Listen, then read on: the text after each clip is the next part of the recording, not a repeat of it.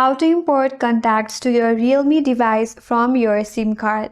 Hi everyone, this is Kate and welcome back to another video, and on today's video we will learn how we can import contact from the SIM card to your Realme device. So without further delay, let's get started. First of all, launch the contact application in your mobile device. After that, navigate to the menu bar at the bottom of your piece and there tap on Organize. Under Organize, you have to scroll down and there tap on Manage SIM. Select your preferred SIM card, then tap on OK. Here you have to select the contact that you would like to import. So select the contact from this page.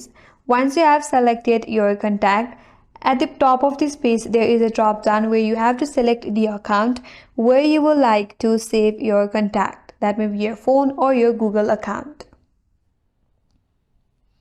Once you have selected your destination, all you have to do is tap on Import button at the top right corner.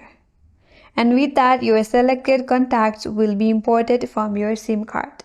And that's all for today's video. Hope this video was helpful, and if you're new to our channel, consider subscribing. Thanks for watching and stay tuned for more videos.